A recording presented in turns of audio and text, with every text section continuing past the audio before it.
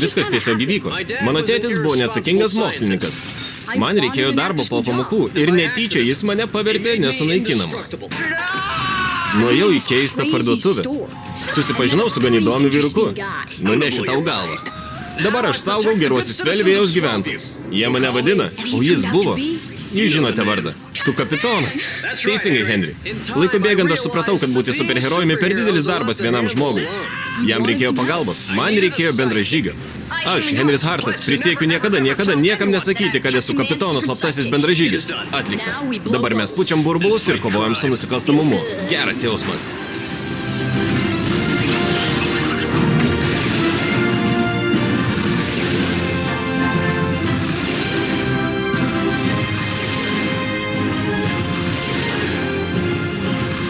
Sakyk, į viršų vamzdžiu.